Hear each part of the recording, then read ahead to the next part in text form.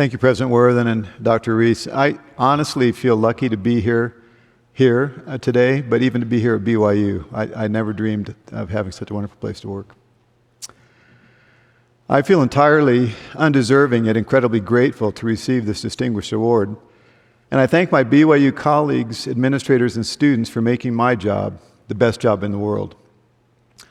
I'm also thankful to Melissa Hockley and her team, everyone who helped put this forum together, and to my former students who are here sitting in the front, who will be performing later this morning. I'm really grateful for the work they put in to get this production ready. Of course, I'm especially grateful to my wife, Elizabeth, for being a sounding board critic,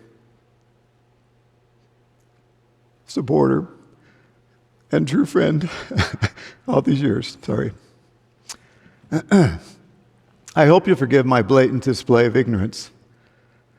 But I'm going to begin today by discussing something I know very little about. Then I'll move on to a topic I'm relatively familiar with, and I'll conclude my part of the forum by showing how these experiences, ideas, and movements have influenced and continue to influence my own writing. I've learned most of what I know about art, and it's not very much, especially contemporary art, from the time I've spent with my wife, an accomplished artist herself with a BFA and MFA degrees, walking through museums in the United States and Europe. Over the years, she's been patient with my lowbrow, traditional view of art, and she's helped me see and appreciate the beauty and complexity of most contemporary art. But I have to admit that despite her guidance, I still have a lot to learn. Here are 3 brief examples. In 2011, we spent a day in Liverpool, England, where we toured several museums. One piece I saw in the Tate Museum that day remains especially memorable. It was an untitled work by Dan Flavin, an artist who was, not surprisingly, unfamiliar to me. Elizabeth recognized it immediately, but I was baffled. How is this a work of art? A few years later, as we strolled through the Art Institute of Chicago, we came upon this art installation. The free candy immediately appealed to me, despite my wife's artistic explanation. I couldn't accept a pile of candy as a work of art. And not long ago, we visited the Hirshhorn Museum in Washington, D.C., and entered a room there where a contraption in the ceiling dropped a piece of white paper every few seconds. This was, I knew, some kind of art. We were in an art museum after all, but I didn't have the background knowledge to appreciate it for what it was. Clearly, to me anyway, art ain't what it used to be. When it comes to art, I acknowledge my ignorance, and I understand, sort of, why contemporary conceptual art often leaves me flat-footed. Most of it lacks the defining characteristics, the traditional traits I must have learned somewhere along the way of what makes art, art. But here's the thing. When I think about my various encounters with what I call non-traditional contemporary art, I have to admit that the 3 works I just shared with you have generated more thought, discussion, and interest than all the paintings and sculptures I speed-walked past in the world-famous Louvre Museum combined. My art appreciation quandary can be explained in a number of ways, including lots of ignorance, but I'd like to explore how my understanding of genre might influence my ability to broaden my understanding of contemporary visual and other forms of art. Genre for a particular thing can be explained as the commonly accepted essential characteristics of that thing. For example, if I ask you to imagine a pencil, you'll very likely envision an image that's similar to what I have in mind. A yellow wooden instrument about 7 inches long with a pink eraser on one end and a graphite tip on the other. Consider now this image. If I ask you what it is, you'll probably say, a box of facial tissue. But how do you know it's a tissue box? What are its defining characteristics? Well, it has tissue, you say, and it's a box, and it has a brand or label on its side. But if I remove the last tissue, is it still a tissue box? Well, it may not hold a tissue, but it has the characteristics of a box of tissue. It has a label on the front, a slot for dispensing tissues. It's made out of thin cardboard, and so on. But what is it now? How do you know that? And what about now? And finally, what about now? Is this still a tissue box? At what point does it cease to be a tissue box? Like this box of facial tissues, most things have defining characteristics, qualities that, especially in writing and literature, help us define or classify things according to a genre. We recognize most works by their defining, generally accepted traits. And while it's nice to know something about genre and what it defines, as a writer, I've learned that an understanding of genre can also help artists create or make or perform things. A painting, a poem, a polka, or a prelude, for example. Important as they are to understanding of what makes something something, these traits are not usually static. In large or small ways, they often change and evolve over time, and in some cases, like those 3 works of art I shared with you, they may have almost none of the defining qualities that would have been expected a century or even a decade earlier. Even something as traditional as a BYU devotional has changed over time. For decades, the speakers stood behind a pulpit and read from notes. Sometime later, they read from teleprompters. Around the turn of the 21st century, the format began to include visuals, usually photographs, but then even more elaborate graphics and even video. More recently, the speakers have moved off the rostrum to stand on a round stage with images projected directly behind them. We still recognize the gathering as a devotional, and we could quickly, if we wanted to, make a list of essential qualities that define this kind of BYU assembly despite the recent changes it's undergone. In the last couple of decades, my area of study, young adult literature, has undergone significant, interesting, and exciting genre changes. The traditional work of fiction, what we've always called novels, has been a centerpiece of young adult literature for more than a century. Novels have been clearly defined as extended prose narratives, works of fiction that told stories using setting, character, and dialogue to create a plot for readers to enjoy. Novels had a reliable set of rules, genre traits that readers, writers, and publishers accepted and expected. But as the 20th century drew to a close, the young adult novel began to change. I don't have time to go into a lot of detail here, but let me show you some examples to give you a quick rundown. Bull Run had not 1 or 2 narrators, but 16. Mouse, a long comic book memoir, was called a graphic novel. Make Lemonade was written in articulated lines, not prose paragraphs. And then Out of the Dust was composed as a long series of free verse poems. Whirligig blended time, setting, and character seemingly at random. Likewise, instead of a singular unified plot, Holes had 3 distinct strands, each from a different point in time. Monster blends genre, prose, screenplay, illustration, to tell a single story. And in the days before texting, TTYL was a novel composed entirely in chat room instant messages. The invention of Hugo Cabret was a hybrid novel, half traditional prose, half wordless illustration. And then The Arrival was a novel composed entirely with illustrations and no words. These are only the tip of the literary iceberg. Nowadays, it appears that traditional genre rules no longer apply. And trying to contain the creative evolution of young adult literature is like trying to draw boundaries on water. The traits are fluid and ever-evolving. And sometimes it seems that as soon as someone redefines what a young adult novel is or must be, some author takes that as a challenge to write a book that blurs or obliterates those boundaries. As a teacher and as a writer, I've followed this evolution of the novel form with great interest. And as a writer who's also a slacker, who most of the time has no idea of what he's doing, I'm always on the lookout for an approach or a method that makes my novel writing easier. And I have to admit that the student in me often wonders, exactly how long does a novel have to be? Or in other words, what's the shortest acceptable form this novel will be and still count? Let me illustrate how genre evolution has influenced my writing by telling you about my most recently published novel. And I've written several since this one, but they remain, probably with good reason, unpublished. I like writing historical fiction because it allows me to blend the creative pleasure of writing fiction with the intellectual pleasure of exploring history. A few years ago, I decided to write a novel set in the 1960s, a complex, turbulent decade in American history. And after researching the 60s, I settled on 1968, a year packed with civil unrest, political turmoil, and heartbreaking assassinations, all taking place while the steady static of the Vietnam War thrummed in the background. I learned that 68 was a turning point in the war for several reasons, not the least of which was a staggering death count. More American soldiers died in Vietnam that year than in all the previous years combined. In a manner similar to the daily COVID case counts we currently receive, in 1968, newspapers reported the war casualties every Thursday. That year, 16,592 U.S. soldiers died in Vietnam. When I'd finished my research, I started writing the story of a 17-year-old boy dealing with conflict at home, complicated by the specter of Vietnam. I wanted this young man, a kid who would soon be draft bait, to be forced to confront all kinds of crises and ultimately have to sacrifice for someone he loved more than he loved himself. With all this in my head, I pounded out a first chapter, then another chapter.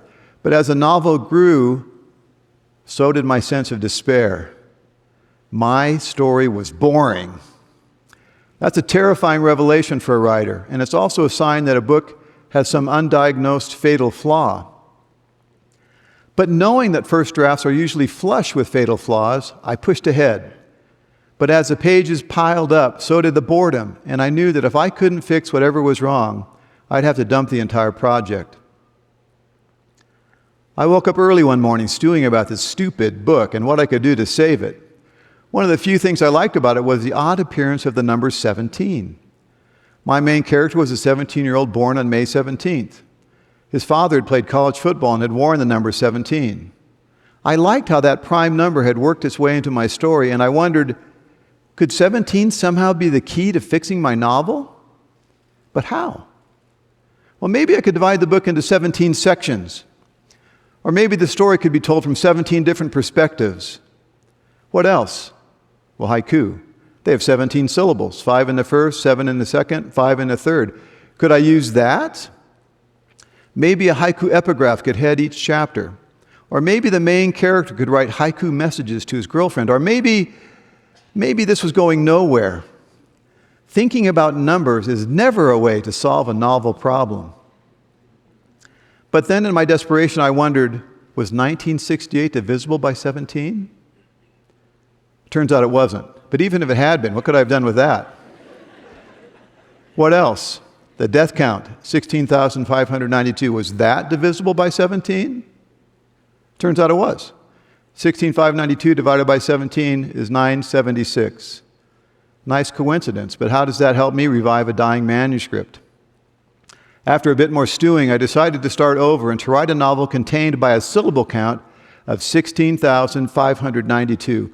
One syllable for every American soldier who died in 1968. I had zero confidence that it would work. With fewer than 17,000 syllables to work with, I'd have to leave out so much novelish detail that my book might fail simply because its many gaps would make it impossible to feel or read like a novel. But let me read you the first page so you can see what I came up with.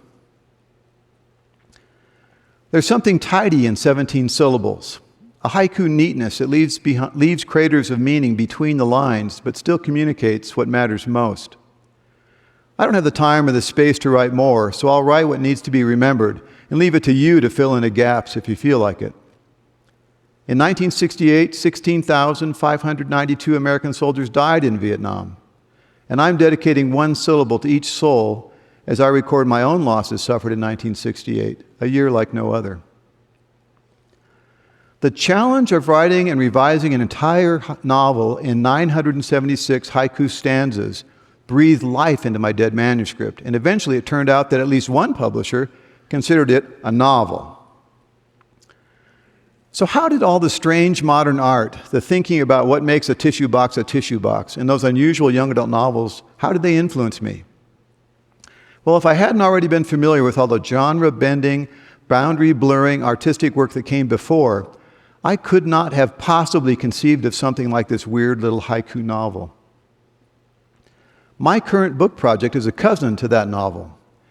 After learning so much about the Vietnam War era, I wanted to write another novel that explores how the tragedy of a young man declared MIA, missing in action, affects not just his family, but his entire community.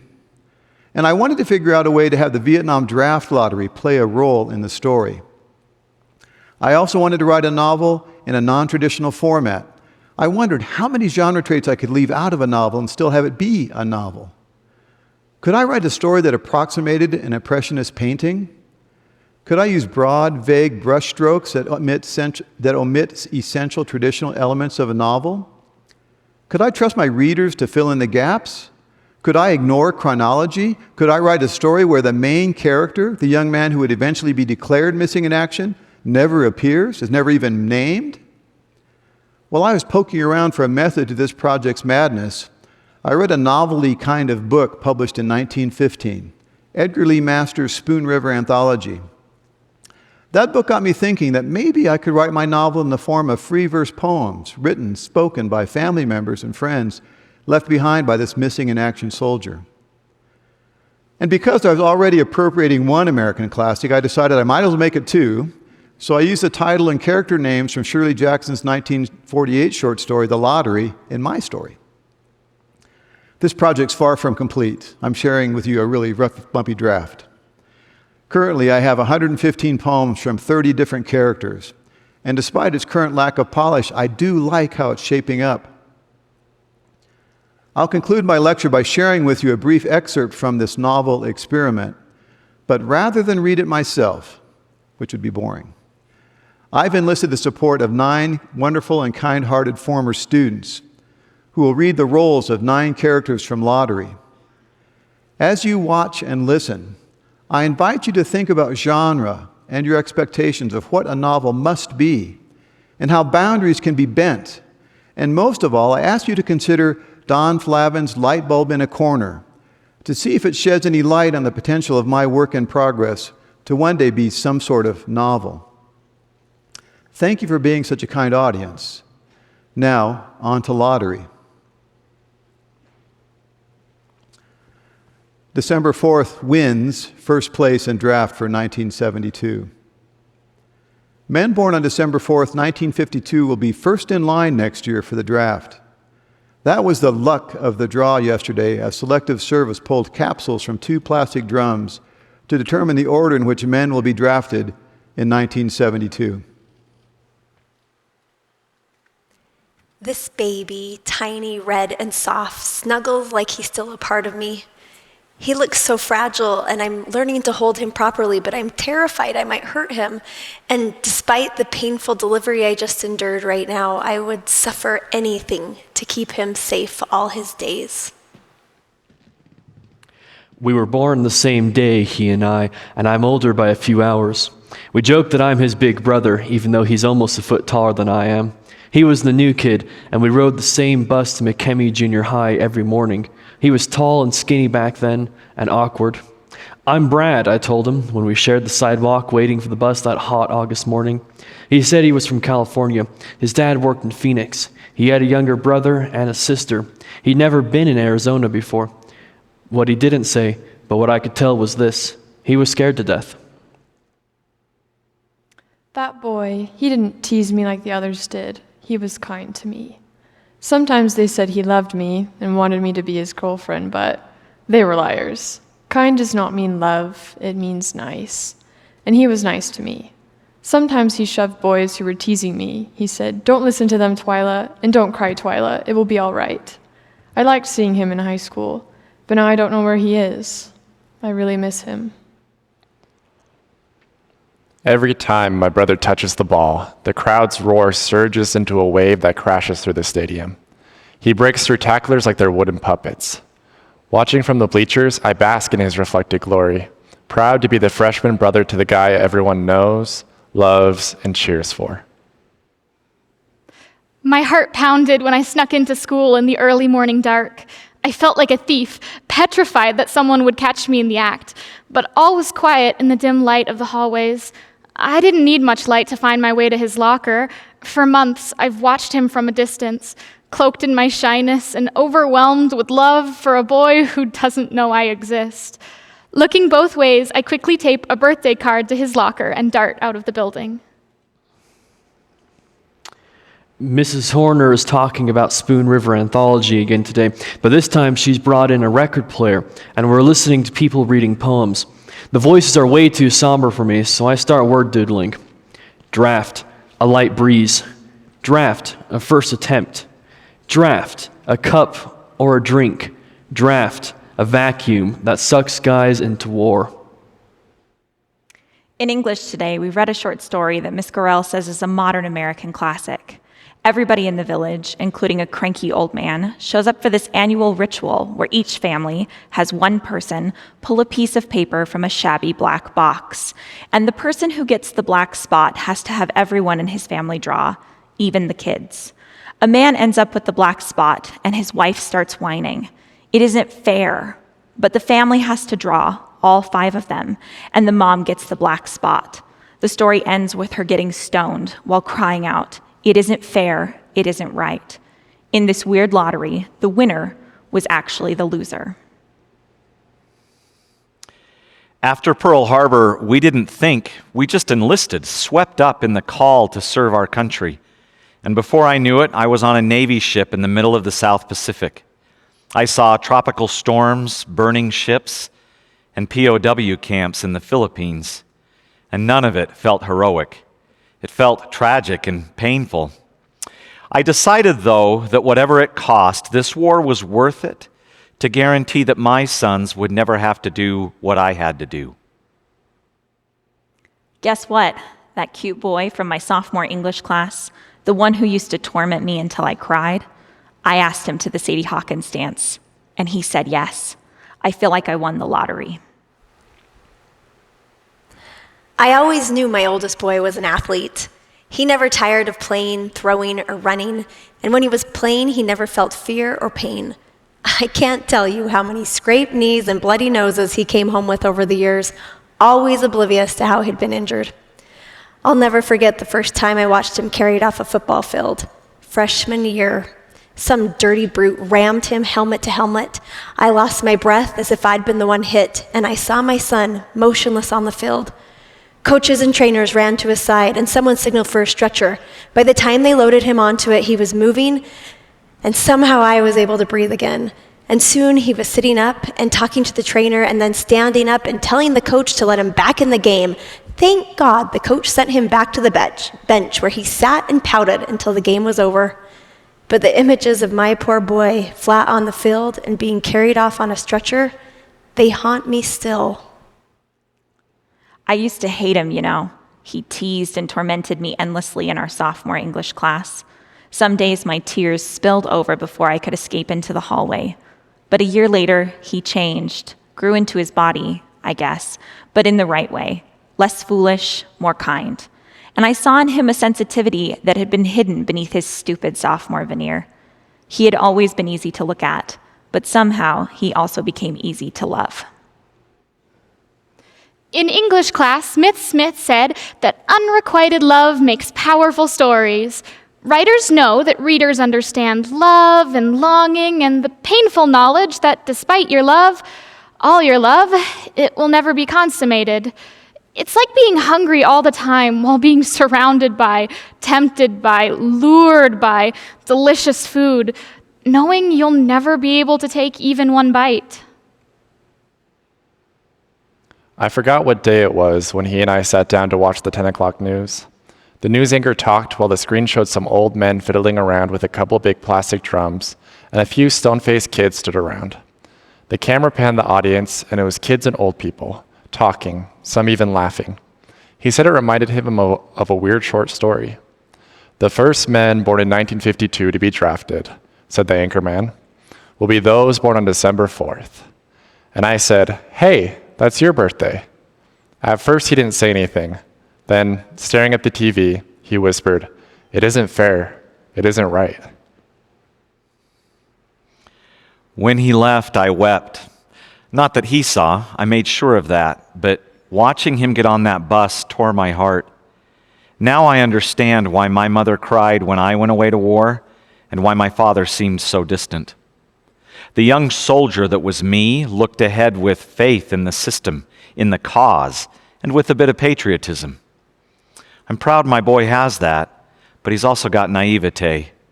He'll find out too soon why they say war is hell. And I weep not just for his loss of innocence, but for the real risk of losing him for good.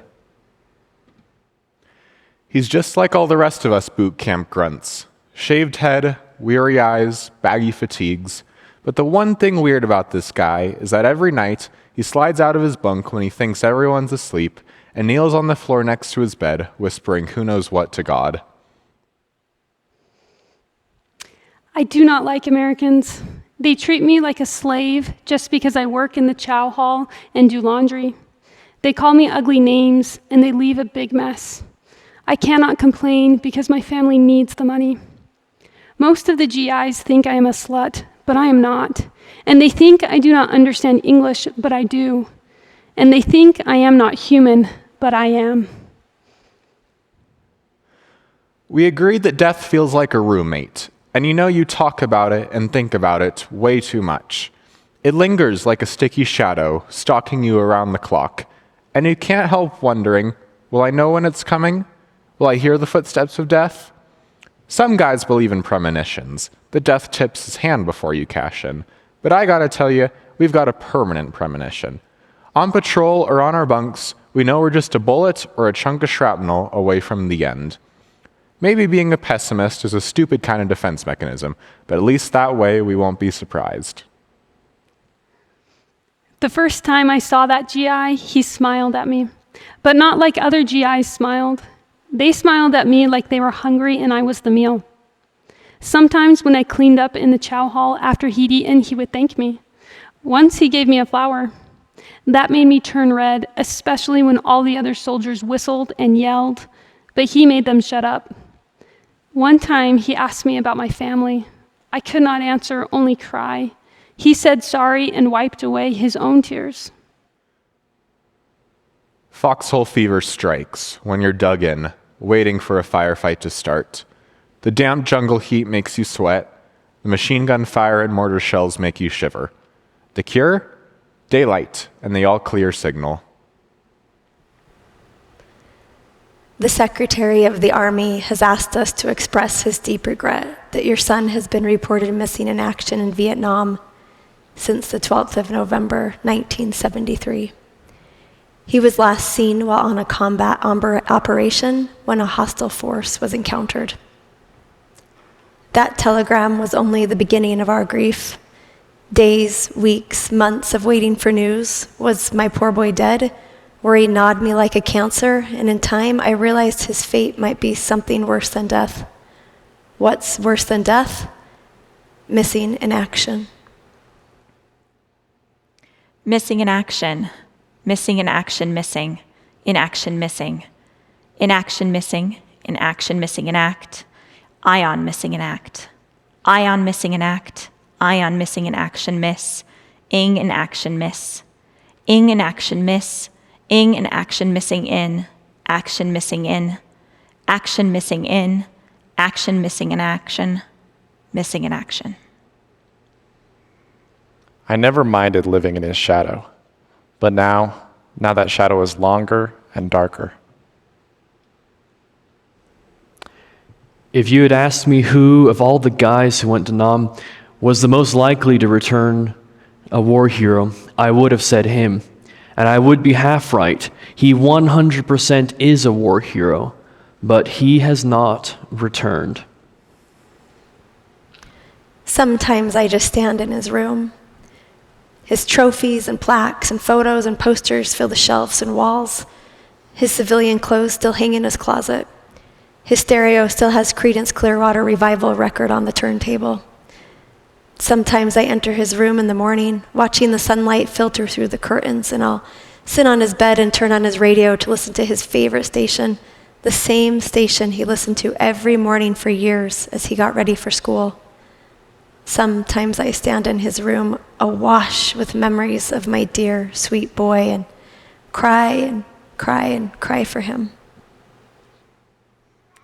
Sometimes at night, I remember him from school days, and it makes me feel real sad.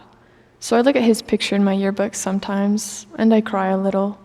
I wish I knew where he went. I wish he would come back home. I brought my children, grown now, to DC to see the sights. The city overflows with history, museums, and monuments, and we saw them all. On our last day on the mall, we made our way to the Vietnam Veterans Memorial Wall. Walking downhill, seeing the wall of names rise higher, I felt a growing sadness, a sense of loss long buried but hardly forgotten. One of my daughters noticed my pace had slowed, touched my elbow, and moved on, leaving me alone to search for his name. It had been more than 40 years, and my life had gone its own way. I'd had real joy and real sorrow in those decades, but I was not prepared for the emotion that swamped me when I saw his name and ran my fingers over the letters carved in black granite. All the grief flooded back, fresh and sudden, as I leaned against the wall, silently sobbing over his loss and mine.